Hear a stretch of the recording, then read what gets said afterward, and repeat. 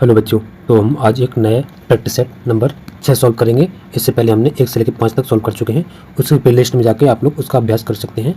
Exam से पहले कुछ प्रैक्टिस सेट जरूर लगा कर जाएँ, जिससे स्कोर में अच्छा इंक्रीज हो। तो शुरू करने से पहले प्लीज़ जो लोग नए आए हैं प्लीज़ चैनल को सब्सक्राइब जरूर करें। और पहले क्वेश्चन से शुरुआत करते हैं। निम्नलिखित योद्धों को नीचे दिए गए कूट के आधार पर कालानुक्रम में व्यवस्थित कीजिए। तो धर्मत का युद्ध पहले नंबर तो याद होना चाहिए, सभी युद्ध कब हुए थे। तो धर्मत का युद्ध हुआ था 15 अप्रैल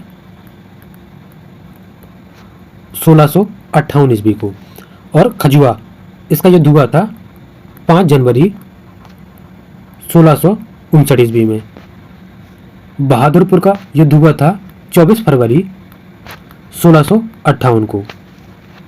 और सामूगढ़ का 29 मई 1658 ईस्वी को। तो आप एक साथ ऑर्डर कर लीजिए। तो सबसे पहले आएगा 58 वाले कौन से, सबसे लास्ट में तो खजुआ आएगा। तीसरा किसमें सबसे लास्ट में, इन दोनों में है। तो ये दोनों तो कैंसिल है। अब इसको मैच करते हैं। पहले क्या आएगा, फरवरी आएगा, तो दूसरा पहले आएगा, दूसरा पहले है। इसके बाद आएगा अप्रैल आएगा, तो इसके बाद दूसरे के बाद पहला, फिर इसके बाद दूसरा, पहला, चौथा और तीसरा। कौन सा ऑप्शन, ऑप्शन डी। नेक्स्ट, निम्नलिखित में किस मध्यकालीन शासक ने सार्वजनिक वितरण प्रणाली प्रारंभ की थी। तो इसका आंसर हो जाएगा ऑप्शन ए, अलाउद्दीन खिलजी ने सार्वजनिक वितरण प्रणाली शुरू की थी। प्रश्न संख्या तीसरा, भारतीय दर्शन की प्रारंभिक शाखा कौन है। तो तीसरे का आंसर हो जाएगा ऑप्शन ए, सांख्य। और मीमांसा किसने लिखी है, तो ए लिखी है जैमिनी ने, अगर पूछ ले पेपर में। सांख्य किसकी है, तो वो सांख्य तो एक कपिल। न्याय किसकी है, तो ये गौतम की। ये सभी याद रखना एक साथ। नेक्स्ट देखते हैं। अच्छा, एक और देख लेते हैं, वैशेषिक किसकी है, तो ये कणाद की है। प्रश्न संख्या 4, द्वितीय बौद्ध समिति का आयोजन कहाँ हुआ था। तो इसका आंसर जाएगा ऑप्शन बी, वैशाली में। तो चारों बौद्ध समिति देखते हैं कब कब। पहली हुई थी राजगृह में, तो ये पहली है। दूसरी कहाँ हुई थी, तो दूसरी आपने देखे लिया है कहाँ से, वैशाली में। तीसरी कहाँ हुई थी, तो तीसरी पाटलिपुत्र में। और चौथी कहाँ पर हुई थी, तो चौथी कुशीनगर। प्रश्न संख्या 5, चन्हु के उत्खनन का निर्देशन किया था, किसने किया था। तो 5 में का आंसर हो जाएगा J.H. मैके ने। प्रश्न संख्या 6, 1935 के भारत सरकार अधिनियम के संदर्भ में निम्नलिखित कथनों पर विचार कीजिए। तो इसमें पढ़ते हैं कि करके, अधिनियम के अनुसार गवर्नर के प्रांतों में द्वैत शासन का उन्मूलन कर दिया गया तथा प्रांतीय स्वायत्त का आरंभ की गई। तो ये तो सही है। और दूसरे में क्या है, समस्त प्रांतीय विधानमंडल केवल एक सदन के थे, जिसको विधानसभा कहते हैं। तो ये गलत है, एक सदन नहीं 2 सदन में थे। तो दूसरा गलत है, पहला सही है। तो ऑप्शन ए, केवल एक सही है। प्रश्न संख्या 7, फॉरवर्ड ब्लॉक के संस्थापक थे, तो कौन थे। तो इसका आंसर हो जाएगा option D, Subhash Chandra Bose.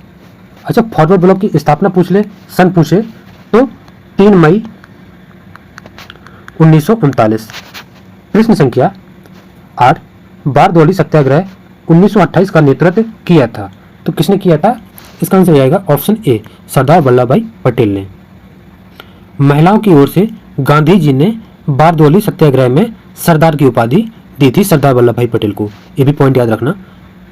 Next, निम्नलिखित नेताओं में से कौन एक स्वदेशी के समर्थक थे। तो 9 में का आंसर जाएगा ऑप्शन ए, अरविंदो घोष। स्वदेशी आंदोलन 1905 ईस्वी में, अगर पूछ ले तो 1905। प्रश्न संख्या 10, निम्नलिखित को सुमेलित कीजिए तथा नीचे दिए गए कूट से सही उत्तर का चयन कीजिए। राजा राम मोहन राय, तो एक एग्जाम में कई बार पूछ चुका है। तो इसका है आत्मीय सभा से संबंध। देवेंद्रनाथ टैगोर का है तत्वबोधिनी सभा, ऑप्शन ए।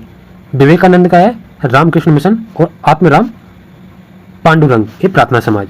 तो ये मोस्ट इंपोर्टेंट प्रश्न है, इसमें से प्रश्न बनते ही बनता है।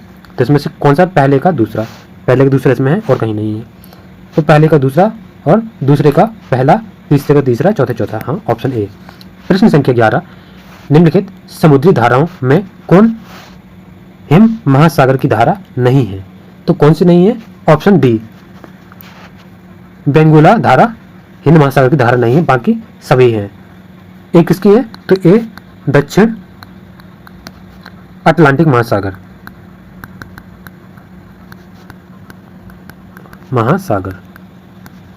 की यह ठंडी धारा है। नेक्स्ट प्रश्न, निम्नलिखित में कौन सा युग्म सही सम्मिलित नहीं है? तो इसमें नहीं जरूर देख लेना, एक दो क्वेश्चन गलत हो जाते हैं नहीं ना देखने के कारण। तो घाना, अक्रा ये सही है राजधानी, केन्या नैरोबी, और नामीबिया विंडहोक।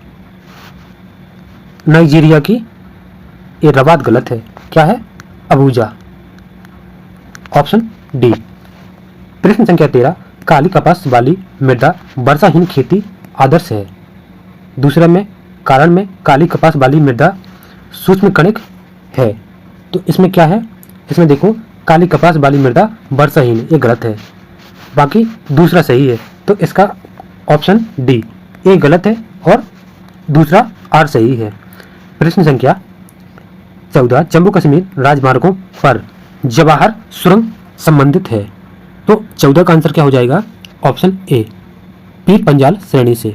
प्रश्न संख्या 15, भारत के किस राज्य में महिला साक्षरता न्यूनतम है? 15 का आंसर क्या हो जाएगा? ऑप्शन ए, एक कई बार एग्जाम में पूछ चुका है। बिहार की साक्षरता दर कितनी है अगर पूछ रहे तो 61.8%। प्रश्न संख्या 16, भारत में मुद्रा जिसे करेंसी की आंशिक परिवर्तनीयता का अर्थ है। 16 का आंसर क्या हो जाएगा? ऑप्शन बी, भुगतान संतुलन के चालू खाते पर परिवर्तनीयता, ऑप्शन बी। प्रश्न संख्या 17, भारत में निर्धनता के स्तर का आकलन किया जाता है। 17 का आंसर क्या हो जाएगा? ऑप्शन सी, परिवार के उपभोग व्यय के आधार पर। प्रश्न संख्या 18, भारत में हरित क्रांति के प्रणेता कौन थे? 18 का आंसर जाएगा ऑप्शन सी, एम.एस. स्वामीनाथन। अच्छा, हरित क्रांति शुरुआत कब हुई थी? तो 1966-67 सन याद रखना। प्रश्न संख्या 19, नरसिम्हन समिति निम्नलिखित किस सुधार से संबंधित है? तो इसका आंसर जाएगा ऑप्शन सी। ये बहुत ज़्यादा महत्वपूर्ण क्वेश्चन है ये। तो जैसे उच्च शिक्षा सुधार के लिए यशपाल समिति बनी थी, यशपाल समिति। कर सुधार के लिए बनी थी चलैया समिति। और कोठारी समिति किसके लिए बनी थी? तो ये शैक्षिक सुधार के लिए ये भी बनी थी। कौन सी? कोठारी समिति। इससे प्रश्न बन सकता है एग्जाम में, याद रखना, इंपॉर्टेंट क्वेश्चन है ये। प्रश्न संख्या 20, राजकोषीय नीति का विनिधान है। इसका आंसर क्या हो जाएगा? 20 का ऑप्शन सी, घाटे की बजट नीति। प्रश्न संख्या 21, अक्टूबर 1959 में पंचायती राज भारत में सर्वप्रथम आरंभ किया गया था। 21 का आंसर आएगा ऑप्शन ए, राजस्थान में। कौन सा? नागौर डिस्ट्रिक्ट से। प्रश्न संख्या 22, राष्ट्रपति लोकसभा को कब भंग कर सकता है? तो इसका आंसर जाएगा 22 में का ऑप्शन सी, केंद्रीय मंत्रिमंडल की अनुशंसा पर। नेक्स्ट प्रश्न, प्रश्न संख्या 23, संघीय संविधान की सामान्य विशेषताओं की सूची नीचे दी गई अंत में दिए गए कूट की सहायता से उन विशेषताओं का चयन कीजिए। पहला क्या दिया है? लिखित एवं कठोर संविधान। दूसरा, केंद्र और संघातरित इकाइयों के मध्य शक्तियों का बंटवारा। विधायिका और कार्यपालिका के मध्य शक्ति पृथक्करण। द्विसदनीय राष्ट्रीय विधानमंडल। तो इसमें कौन सा सही है? तो इसमें तीसरा वाला सही नहीं है, बाकी पहला, दूसरा और चौथा सही है। तो ऑप्शन सी। प्रश्न संख्या 24, निम्नलिखित में किस अनुच्छेद को राष्ट्रपति आपातकाल के दौरान नहीं निलंबित किया जा सकता है? कौन से? आर्टिकल 20 और 21 को। ऑप्शन डी, एक कई बार एग्जाम पूछ चुका है। प्रश्न संख्या 25, भारत के संविधान में उद्देशिका का विचार लिया गया है। तो उद्देशिका का विचार कहाँ से लिया गया है? तो यूएसए के संविधान से उद्देश्य का विचार लिया गया है। Option D. थायमिन किसका नाम है? थायमिन कौन से विटामिन का? तो विटामिन B1 को बोलते हैं थायमिन। अच्छा, विटामिन C को क्या बोलते हैं? एस्कॉर्बिक। इसको क्या? एस्कॉर्बिक अम्ल। और विटामिन B2 को बोलते हैं राइबोफ्लेविन।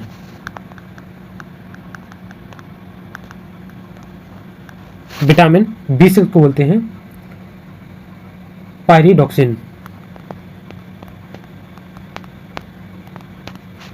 और B7 अगर पूछे तो इसको बायोटिन बोलते हैं।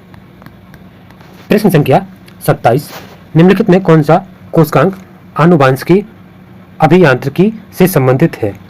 तो 27 का आंसर क्या हो जाएगा? Option C, plasmid. प्रश्न संख्या 28, सूची 1 को सूची 2 से मिलान करना है। तो जर्मन सिल्वर को क्या बोलते हैं? सोल्डर को क्या बोलते हैं? ब्लीचिंग पाउडर क्या बोलते हैं? और हाइपो। तो जर्मन सिल्वर होता है, इसमें क्या क्या? तांबा, निकिल, जिंक। तो इसमें ऑप्शन क्या दिया है? निकिल दिया है। तो क्या क्या होता है एक बार यहाँ लिख लेते हैं। तांबा प्लस निकिल या निकिल बोलते हैं, और प्लस जिंक। ये सभी किसमें? जर्मन सिल्वर में। तो इसमें निकिल था ऑप्शन इसका बी से मैच करेगा। सोल्डर में क्या होता है? सीसा और टिन दोनों का मिश्रण होता है, तो इसमें बी का ए हो जाएगा, टिन। ब्लीचिंग पाउडर का हो जाएगा, ब्लीचिंग पाउडर क्लोरीन होता है, ये तो सबको पता है। तो ऑप्शन इसका मिलान में चौथा हो जाएगा, हाइपो में क्या होता है? Sodium sulphur oxygen hydrogen. तो इसका आंसर क्या हो जाएगा? हाइपो का ए, सोडियम से मैच कर जाएगा। तो पहले का दूसरा, दूसरे का पहला, पहले का दूसरा और दूसरे का पहला, और सी का चौथा, ऑप्शन डी मैच करेगा। प्रश्न संख्या 29, मिट्टी के घड़े में निम्न में से किस क्रिया के कारण जल ठंडा रहता है? तो इसका आंसर हो जाएगा बाष्पीकरण। प्रश्न संख्या 30, निम्नलिखित सिद्धांतों पर रॉकेट कार्य करता है? तो रॉकेट काम करता है ऑप्शन सी, संवेग संरक्षण पर, जिसे न्यूटन की गति के तृतीय नियम पर आधारित है। प्रश्न संख्या 31, निम्नलिखित में से कौन सा एक न्यूनांक भिन्न है? तो न्यूनांक भिन्न कौन सी होगी? तो देखो, इसमें 91/15 यहाँ दिया है, 79/26 या 41/17 और 105/112। अच्छा, इन सब को देखने से ये मालूम पड़ रहा है कि देखो, इसी में केवल हर बड़ा है अंश से। अगर हर अंश से बड़ा है तो यही तो छोटी संख्या आएगी, बाकी तो सब जगह बड़ी आएगी। उसने न्यूनांक पूछा है तो यही तो होगा ऑप्शन सी, इसको देख के लग जाएगा। प्रश्न संख्या 32, यदि एक संख्या के 5 गुने में 10 घटाया जाए तो वह संख्या 4 गुने में 8 जोड़ने पर मिलने वाली संख्या के बराबर होगी। तो संख्या ज्ञात कीजिए। पहले नंबर तो हमने एक संख्या मान ली कितनी? x, उसके बाद संख्या के 5 गुने, संख्या का 5 गुना कर दिया, 5x हो गया ये। इसके बाद बोला कि इसमें 10 घटाया जाए, 10 घटा दिया तो वह संख्या तो बराबर वह संख्या का 4 गुना, किसका? जो संख्या हमने x मानी थी x का 4 गुना में 8 जोड़ने पर मिलती है वह संख्या। तो इसको सॉल्व करेंगे तो यहाँ हो जाएगा 5x - 10 बराबर 4x + 8। तो देखो, ये 5 में से इस साइड आएगा x वाला पद, तो आएगा 5x - 4x बराबर यहाँ 8 है, ये 10 उस साइड जाएगा तो प्लस का 10 हो जाएगा। तो कितना बचेगा? x बराबर 18। कौन सा जाएगा? Option B. प्रश्न संख्या 33, यदि रूट अंडर रूट में दिया है 0.0169 इंटू एक्स, तो क्या करते हैं? सबसे पहले दोनों साइड के स्क्वायर कर देंगे। स्क्वायर करेंगे तो कितना आएगा? इस साइड निकलेगा 0.0169 इंटू एक्स बराबर 1.3 का स्क्वायर करेंगे तो कितना आएगा? 13 का होता है 169, और 0 एक अंक पर लगा है तो एक 2 अंक पे हो जाएगा इतना। अब x बराबर कितना हो जाएगा? 1.69, ये वाला नीचे पहुंच जाएगा तो 0.0169, तो इससे 0 कैंसिल कर देंगे। यहाँ दिया है 2 अंक पे, यहाँ 4 अंक पे, तो ये 0 यहाँ 2 जीरो बढ़ जाएंगे, इससे काटेंगे कितना आएगा? 100। तो x बराबर कितना आएगा? 100, ऑप्शन डी। प्रश्न संख्या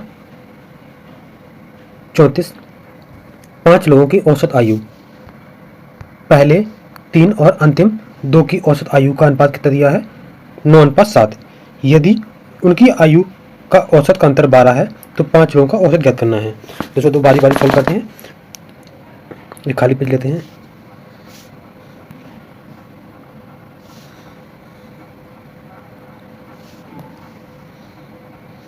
चलो क्या बोला है, 5 लोगों को औसत आयु में अनुपात दिया था 9:7। तो इसमें क्या दिया था, पहले क्या बोला, पहले 3, तो पहले 3 का पहले 9x इंटू 7x दिया है और इनका अनुपात दिया है, अंतर दिया है 12। तो यहाँ पे अंतर कितना है, 2 का, तो 2 बराबर 2x बराबर 12, तो x बराबर कितना हो जाएगा 6। तो संख्या कितनी हो गई, 9 छक 54, पहले को 54 और ये 3 वाली के और ये 2 वाली का कितना हो गया 7 6 42। ये मतलब 3 संख्याओं का हो गया औसत कितना, 54 और 2 का 42। तो 3 का इसमें गुणा हो जाएगा तो पूरा औसत निकालेंगे, तो यहाँ 2 का गुणा हो जाएगा तो कितना हो जाएगा, 54 होता है 162 और 42 दूनी 84। अब टोटल कितना हो गया, टोटल हो गया है, क्योंकि यहाँ तो संख्या निकाली है, औसत निकालेंगे तो इसमें गुणा हो जाएगा ना, तो 3 संख्याओं का औसत हो जाएगा 54 इंटू 3, यहाँ हो जाएगा 2 संख्याओं का 42 इंटू 2, तो दोनों को ऐड करेंगे तो कितना आएगा 246। तो इसका अब 5 लोगों का अनुभव पूछा है, औसत पूछा है, तो ये 5 लोगों का औसत निकला है कितना, 2 4 6 अनुपात बटे 5, 5 से काटेंगे तो 5 को 20, 5 45 और 5 दूनी 10, 49.2, ऑप्शन बी। नेक्स्ट 35वां, यदि प्रत्येक माह कृतिका अपनी आय का 30% घर के किराए पर, शेष का 60% घरेलू खर्च पर खर्च करती है, यदि प्रत्येक माह 6300 रुपये बचा करती है तो कुल मासिक आय कितनी होगी। इसको सॉल्व करते हैं। माना प्रत्येक माह कितना 100 रुपये 100x मतलब कमाती है, और इसके बाद इसने बोला कि 30% अपने घर के किराए पर, अगर 30% घर पे खर्च कर दिया तो बच्चा कितना 70x। अब उसने बोला कि शेष का 60% घरेलू पर व्यय कर दिया, जो 70x बचा है उसका 60% व्यय कर दिया किसमें, घरेलू व्यय पर, तो 60% निकालेंगे कितना हो जाएगा 7 6 42, तो शेष कितना बचा 70 माइनस 42, यहाँ हो जाएगा 8, यहाँ 2, यहाँ 28 बचा। वही बोला कि प्रत्येक माह कितना बचाती है 6300 रुपये, यही 28x बराबर 6300, कितना हो जाएगा 28x बराबर 6300, तो एक x बराबर कितना हो जाएगा 6300 अपॉन 28, कितने इंटू 0 हो जाएगा इस साइड, क्योंकि परसेंट में दिया है, तो 28 काटे 7 चौको 7 नम 63, 7 चौको 28, काटेंगे तो 25 नम्मा 225 यहाँ 2 जीरो, तो कितना हो जाएगा, क्योंकि इसमें अपन ने यहाँ माना है कि 100x वो परसेंट में मतलब 100% अपन बचाती है, क्योंकि यहाँ परसेंट में सब आंकड़े दिए हुए हैं, तो कितना हो जाएगा 225 00, ऑप्शन सी। नेक्स्ट प्रश्न संख्या 36, सूरदास के गुरु थे, तो सूरदास के गुरु कौन थे, तो 36 का आंसर हो जाएगा ऑप्शन सी वल्लभाचार्य। प्रश्न संख्या 37, लोकोक्ति का सामान्य अर्थ है, जो लोगों की उक्ति होती है उसे बोलते हैं लोकोक्ति। प्रश्न संख्या 38, निम्नलिखित शब्दों के स्त्रीलिंग शब्द को पहचानिए, तो इसमें देखना 38 में स्त्रीलिंग कौन सा है, तो इसमें अश्विनी स्त्रीलिंग है, बाकी सभी पुल्लिंग है। प्रश्न संख्या 39, नीचे 4 विकल्प में से शुद्ध वर्तनी वाली बताइए, तो कृष्ण कैसे लिखते हैं, ये तो सबको बन जाएगा, कौन सा है, ऑप्शन ए कृष्ण।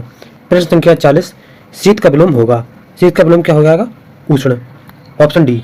बाकी ठंड का गर्म, कृष्ण का शुक्ल। प्रश्न संख्या 41, पैसेज को पढ़ना है और पैसेज के आप लोगों को आंसर निकालना है, इसको ध्यानपूर्वक पढ़ना है, इसको लास्ट में अटेम्प्ट करना है, क्योंकि यही प्रश्न पूछा जाएगा इससे। तो देखते हैं इसकी पीडीएफ के लिए आप लोग टेलीग्राम ज्वाइन कर लो, वहाँ इसकी पीडीएफ मिल जाएगी। प्रश्न संख्या 41, उसने बोला कि which event finally gave Hima the opening to be a part of the world championship under 20, तो इसका आंसर क्या हो जाएगा, option D winning a gold medal at sport meet at Sivasagar. प्रश्न संख्या 42, चूज द करेक्ट सेंटेंस, इसमें करेक्ट सेंटेंस देखना है कौन सा है, तो option B the committee was won on this point. प्रश्न संख्या 43, I feel somewhat more relaxed, तो इसका आंसर क्या हो जाएगा, D and tension free as compare to earlier. प्रश्न संख्या 44, indirect speech by choose correct alternative. तो पहला पढ़ते हैं, इसमें क्या दिया है, our teacher said to us sugar dissolve in water. तो इसका क्या बनेगा, तो 44 में का option D, our teacher told us that sugar dissolves in water, option D. प्रश्न संख्या 45, एक्टिव पैसिव वॉइस है, the visitor were shown the new born by the women. तो इसका आंसर क्या हो जाएगा, the women showed the visitors the new born. प्रश्न संख्या 46, इसमें दिया है एक निश्चित कोड भाषा में यदि टेक का कोड कितना है 7915, तो कैट का इतना दिया है, केक का निकालना है। तो इसमें क्या है, इसमें देखो यहाँ पर दोनों को मैच करो। इसमें दिया है कि देखो टी का, टी यहाँ पर टी, इसमें टी का कितना दिया है 7 और इसमें टी का 7। तो इस तरह के दोनों वर्ड मैच कर लिया करो। देखो इसमें जिस वर्ड का कोड हुआ दिया है वही इसमें होगा। तो इसमें सी का क्या है, सी का 2, तो सी का हो जाएगा 2। ए कहाँ पर है, ए है, ए का है 9, तो ए का हो जाएगा 9। के का कितना है, के का है 1, तो हो जाएगा 1। और ई का कितना है, तो ई का है 5, ये 5, कितना हो जाएगा 2915, ऑप्शन सी। प्रश्न संख्या 47, नीचे प्रत्येक प्रश्न ए और बी दो कथनों में दिए गए हैं, या तो वो स्वतंत्र कारण हो सकते हैं या स्वतंत्र कारणों का सामान्य कारण के परिणाम हो सकते हैं। इनमें से एक कथन दूसरे कथन का परिणाम हो सकता है। दोनों कथनों को पढ़िए और तय कीजिए कि निम्न में से किस उत्तर का चुनाव इन दोनों कथनों के बीच सही संबंध बताता है। पहला क्या दिया है, अमेरिका ने अन्य देशों के साथ व्यापार समझौते के अनुसार भारत से बड़ी मात्रा में स्टील का आयात किया है। दूसरे में क्या है, हालांकि के दिन में अमेरिकी घरेलू बाजार में स्टील की कीमतों में भारी कमी आई है। तो इसमें दोनों सही है, कथन ए कारण है और कथन बी का परिणाम है, ऑप्शन ए। प्रश्न संख्या 48, नीचे दिए गए जो 4 वर्ड हैं उसमें एक संबंधित नहीं है, तो कौन सा नहीं है, तो चींटी, कैटरपिलर और लोकस्ट, ये तीनों संबंधित है, ये तीनों कीड़े हैं। और जो हैमस्टर है, ये हैमस्टर चूहा होता है। तो इसका आंसर क्या हो जाएगा, ऑप्शन बी। प्रश्न संख्या 49, उस विकल्प का चयन करें जो पहले शब्द से उसी प्रकार संबंधित है जैसा कि चौथा शब्द तीसरे शब्द से। तो 49 में का आंसर आएगा option B, monarch, queen, anaconda, cobra, तो ऑप्शन बी। प्रश्न संख्या 50, सभी लैपटॉप इलेक्ट्रॉनिक्स हैं, तो क्या सभी लैपटॉप बनाते हैं, क्या है, इलेक्ट्रॉनिक बाहर आ जाएंगे, इलेक्ट्रॉनिक्स, और सभी इलेक्ट्रॉनिक विकिरण उत्सर्जित करते हैं। तो सबसे बाहर आ जाएगा विकिरण उत्सर्जित। तो अब पढ़ते हैं कि करके, पहला लिखा है कि सभी लैपटॉप विकिरण उत्सर्जित करते हैं, तो ये, और दूसरा कुछ विकिरण इलेक्ट्रॉनिक्स के कारण होता है। तो इसमें कौन सा आंसर हो जाएगा, ऑप्शन बी। इसमें दोनों सही हैं, सभी निष्कर्ष अनुसरण करते हैं। प्रश्न संख्या 51, गीत गोविंद पुस्तक के लेखक हैं, तो गीत गोविंद किसकी है, जयदेव की। नेक्स्ट 52, प्रतिवर्ष अंतर्राष्ट्रीय जनसंख्या दिवस कब मनाया जाता है, तो 11 जुलाई को, ऑप्शन ए। प्रश्न संख्या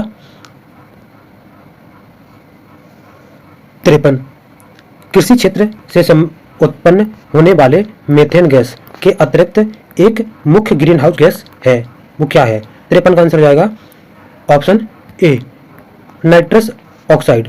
प्रश्न संख्या 54, भारत में कुल कितने संरक्षित जैव मंडल बायोस्फीयर रिजर्व हैं, तो 54 का आंसर हो जाएगा ऑप्शन सी, 18। प्रश्न संख्या 55, भारतीय कपास अनुसंधान संस्थान कहाँ स्थित है, तो 55 का आंसर हो जाएगा ऑप्शन बी, नागपुर में। नागपुर कहाँ पड़ता है, महाराष्ट्र में। इसी प्रकार कुछ याद रखना, जैसे चावल अनुसंधान संस्थान कहाँ पर है, तो वो कटक में हो जाएगा। और राष्ट्रीय गन्ना अनुसंधान संस्थान कहाँ पे है, तो वो लखनऊ में। केंद्रीय आलू अनुसंधान संस्थान पूछ ले तो वो शिमला। और राष्ट्रीय वन अनुसंधान संस्थान पूछे तो देहरादून। ये सब याद रखना। प्रश्न संख्या 56, इनमें से कौन सा यूरोपीय देश है, तो 56 का आंसर क्या हो जाएगा, ऑप्शन ए, बुल्गारिया। और बाकी सभी जो बेनिन दिया है, घाना दिया है, सूडान दिया है, ये सभी अफ्रीकी देश हैं। अफ्रीका महाद्वीप के। प्रश्न संख्या 57, राज्यसभा के पदेन अध्यक्ष कौन होते हैं? तो इसका आंसर क्या हो जाएगा? ऑप्शन बी, उपराष्ट्रपति, आर्टिकल 63 के अनुसार। प्रश्न संख्या 58, प्रसिद्ध विरूपाक्ष मंदिर कहाँ अवस्थित है? तो कहाँ पर है? 58 का आंसर ऑप्शन ए, हम्पी में। हम्पी कहाँ पड़ता है? कर्नाटक में। प्रश्न संख्या 59 से 70 तक इसमें करंट ओल्ड बुक का दिया है, तो इसमें एक करंट स्किप करते हुए सीधा गद्यांश पे जाते हैं प्रश्न संख्या 71 पर, जो कि गद्यांश 71 से 75 गद्यांश दिया हुआ है। नीचे दिए गए गद्यांश को पढ़िए और प्रश्नों का उत्तर दीजिए। पहले हम लोग प्रश्न पढ़ते हैं। उसमें दिया 71 में मूल्यांकन करें बारे में सत्य नहीं है, और दूसरे में दिया है समाज की दृष्टि से कौन सा शब्द शेष से भिन्न है। 73 में दिया है विद्यार्थियों के लिए अनुच्छेद में प्रयुक्त अन्य पर्यायवाची शब्द है, और 74 में दिया है सहभागिता शब्द का निर्माण किस उपसर्ग से तथा प्रत्यय से हुआ है। 75 में क्या दिया है?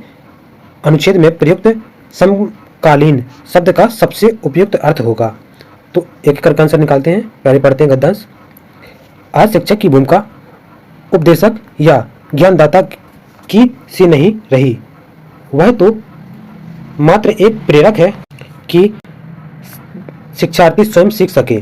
उसके किशोर मानस को ध्यान में रखकर शिक्षक को अपने शिक्षण कार्य के दौरान अध्ययन अध्यापन की परंपरागत विधियों से 2 कदम आगे जाना पड़ेगा, ताकि शिक्षार्थी समकालीन यथार्थ और दिन प्रतिदिन बदलते जीवन की चुनौतियों के बीच मानव मूल्यों के प्रति अडिग आस्था बनाए रखे की प्रेरणा ग्रहण कर सके।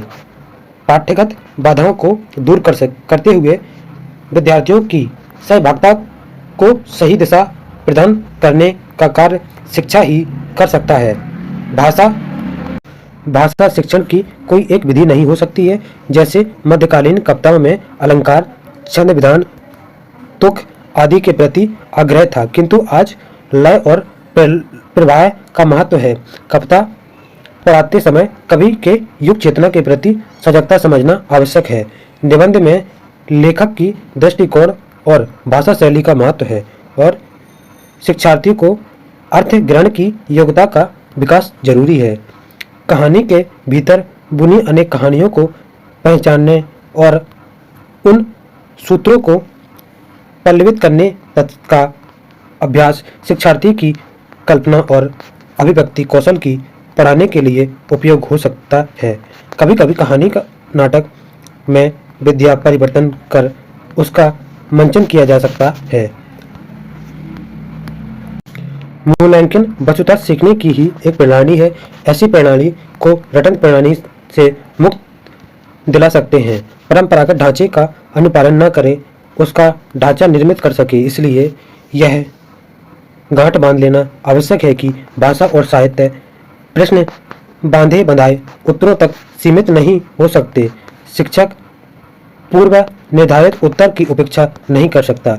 विद्यार्थी के उत्तर सांचे से हटकर किंतु तर्क संगत हो सकते हैं और सही भी। इस सुलेपन की चुनौती को स्वीकार करना आवश्यक है। तो देखो 74 का आंसर क्या है? इसमें दिया है कि मूल्यांकन के बारे में सत्य नहीं है। तो पैसेज में पढ़ा था कि मूल्यांकन के बारे में लिखा था कि इसका निश्चित ढांचा नहीं, तो निश्चित ढांचा होता है। प्रश्न संख्या, जबकि उसमें होना चाहिए नहीं होता है। समाज की दृष्टि से कौन सा शब्द से शब्द से भिन्न है? तो 72 का आंसर जाएगा ऑप्शन डी, दिन प्रतिदिन। 73 का आंसर विद्यार्थी के अनुच्छेद में प्रयुक्त अन्य पर्यायवाची शब्द हैं। 73 का आंसर आएगा ऑप्शन ए, शिक्षार्थी छात्र। प्रश्न संख्या 74, सहभागिता शब्द का निर्माण किस उपसर्ग और प्रत्यय से हुआ है? तो किससे? इसका आंसर आएगा सह और ता। सहभागिता में सह हो जाएगा उपसर्ग और ता प्रत्यय, तो ऑप्शन ए। प्रश्न संख्या 75, अनुच्छेद में प्रयुक्त समकालीन शब्द का सबसे उपयुक्त अर्थ होता है। इसका आंसर क्या हो जाएगा? ऑप्शन बी, समसामयिकी। और अगला वाला आप लोग पैसेज को ध्यान से पढ़ना और इसके आंसर हम आपको बताते हैं क्या होंगे। इसको पीडीएफ आप लोग टेलीग्राम से ज्वाइन कर लें, वहाँ इसकी पीडीएफ मिल जाएगी। 76 का है कि भारत में ऑनलाइन शिक्षा के निरंतर रुचि बढ़ाने का उपयुक्त कारण नहीं है। तो इसका आंसर सी था। आप लोग पैसेज पढ़ना पीडीएफ डाउनलोड करके। भारत ऑनलाइन शिक्षा देने वाली कंपनियों के लिए बहुत बड़ा बाजार बन गया है, क्योंकि इसका आंसर हो जाएगा 77 का ऑप्शन डी। 78 का गद्यांश प्रयुक्त अभ्यास निम्नलिखित वाक्य को 4 भागों में बांटा गया है, जिसमें किसी एक भाग में अशुद्धि है और अशुद्ध भाग को पहचान कर चिन्हित कीजिए। तो इसमें कौन सा आंसर है? इसका आंसर है ऑप्शन डी। 79 उत्पत्ति की दृष्टि से ऑनलाइन और शिक्षा शब्द क्रमशः। तो इसमें आंसर हो जाएगा ऑप्शन बी, आगत कौमा तत्सम। प्रश्न संख्या 80 उपयोगिता शब्द में उपसर्ग एवं प्रत्यय क्रमशः है। तो इसका आंसर है ऑप्शन ए, उप प्लस इता। तो यहाँ पर हमारे 1 से लेकर 80 तक सभी क्वेश्चन कंप्लीट होते हैं। तो जो लोग नए हैं प्लीज़ चैनल को सब्सक्राइब एंड सपोर्ट और इसकी पीडीएफ टेलीग्राम से ज्वाइन कर लें। Thank you.